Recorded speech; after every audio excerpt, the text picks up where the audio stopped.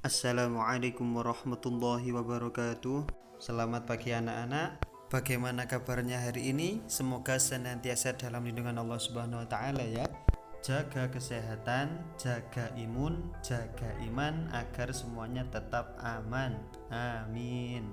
Pada pertemuan kali ini kita akan membahas tentang iman kepada malaikat. Dengan KD menganalisis makna beriman kepada malaikat-malaikat Allah Subhanahu wa taala. Oke, langsung saja. Yang pertama adalah makna iman kepada malaikat.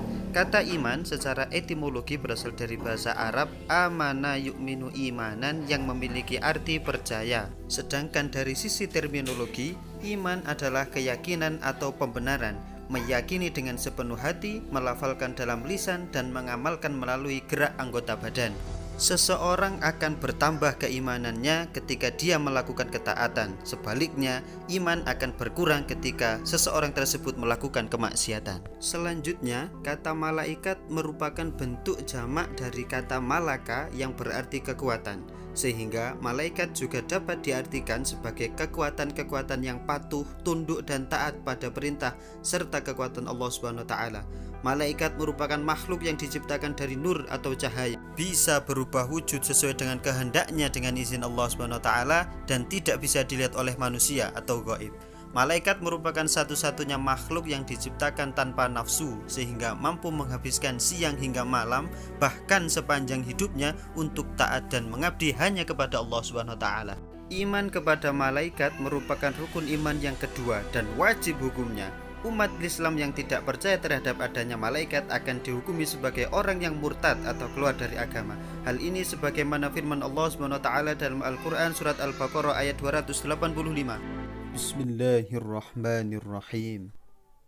Amanar rasul bima unzila ilaihi min rabbih wal mu'minun kullun amana billahi wa malaikatihi wa kutubihi wa rusulihi la nufarriqu baina ahadin min rusulihi وقالوا سمعنا وأطعنا غفرانك ربنا وإليك المصير. Rasul telah beriman kepada Al-Quran yang diturunkan kepadanya dari Tuhannya. Demikian pula orang-orang yang beriman lainnya. Semua beriman kepada Allah, malaikat-malaikat Allah, kitab-kitab Allah, dan rasul-rasul Allah. Mereka mengatakan kami tidak membeda-bedakan antara seorang pun dengan yang lain dari rasul-rasulnya.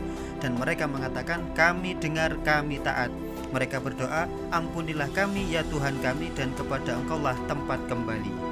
Adapun tentang jumlah malaikat secara keseluruhan, dalam sebuah hadis riwayat Imam Bukhari Muslim, Nabi Muhammad SAW pernah bersabda, kemudian ditunjukkan kepadaku Baitul Ma'mur. Aku pun bertanya kepada Jibril. Beliau menjawab, ini Baitul Ma'mur. Setiap hari ada 70.000 malaikat yang sholat di dalamnya. Setelah mereka keluar, mereka tidak akan kembali lagi, dan itu menjadi kesempatan terakhir baginya. Hadis riwayat Imam Bukhari Muslim. Artinya jumlah malaikat adalah 70.000 kali jumlah hari. Tetapi jika ditanya berapa jumlahnya secara pasti, tentu hanya Allah yang tahu. Sebagaimana disebutkan dalam Al-Quran surat Al-Mudassir ayat 31. Bismillahirrahmanirrahim. Dan tidak ada yang mengetahui bala tentara atau malaikat Tuhanmu kecuali Dia sendiri. Namun setidaknya ada beberapa nama malaikat yang disebutkan dalam Al-Quran maupun hadis Rasulullah Muhammad SAW. Dan umat Islam harus mengetahui termasuk dengan tugas-tugasnya. Malaikat Jibril bertugas menyampaikan wahyu, malaikat Mikail bertugas membagi rezeki, malaikat Israfil bertugas meniup sangkakala, malaikat Israel bertugas mencabut nyawa, malaikat Raqib dan malaikat Atid mencatat amal manusia, malaikat Mungkar dan malaikat Nakir bertugas menanya di alam kubur, malaikat Malik menjaga neraka, dan malaikat Ridwan menjaga surga. Dan di antara sifat-sifat malaikat tersebut adalah 1. Selalu bertasbih siang dan malam, 2. Selalu takut kepada Allah, 3. Tidak pernah berbuat maksiat, 4. Memiliki kemampuan yang tidak dimiliki oleh makhluk lain seperti dapat berubah wujud menjadi manusia atau makhluk lainnya, memiliki sayap 2, 3, dan 4. Bahkan malaikat juga memiliki kecepatan cahaya, 5. Memiliki sifat seperti manusia, 6. Memiliki ilmu, 7. Tidak pernah menyombongkan diri, 8. Memiliki akal tetapi tidak memiliki nafsu, dan yang terakhir adalah malaikat tidak berjenis kelamin. Adapun perbedaan antara malaikat dan manusia adalah jika manusia diciptakan dari tanah, malaikat diciptakan dari cahaya. Manusia berjenis kelamin, malaikat tidak berjenis kelamin. Manusia memiliki nafsu, malaikat tidak memiliki nafsu. 4. Manusia bisa dilihat karena bersifat material, sementara malaikat adalah gaib. Manusia memiliki akal yang bersifat dinamis, sementara malaikat tidak, yaitu statis. Kemudian manusia tidak terjaga dari dosa, sementara malaikat terjaga dari dosa.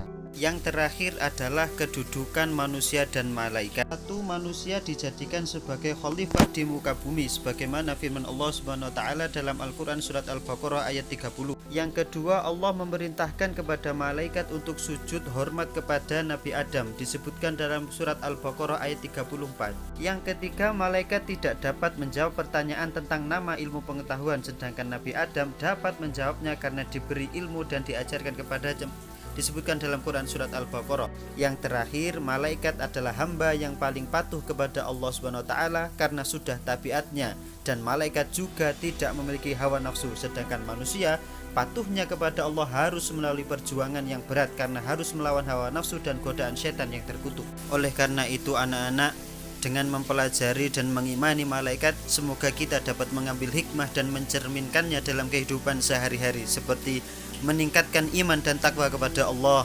Yang kedua, menjauhi dosa dan maksiat, mencintai dan tidak menjadikan malaikat sekutu bagi Allah, bersikap rendah hati, berhati-hati dan teliti dalam berbuat, taat beribadah kepada Allah, dan senantiasa berzikir kepada Allah dimanapun dan kapanpun kita berada. Semoga apa yang kita pelajari hari ini bermanfaat, membawa ridho dan rahmat Allah bagi kita semuanya, baik di dunia maupun di akhirat. Wal afu minkum, wassalamualaikum warahmatullahi wabarakatuh.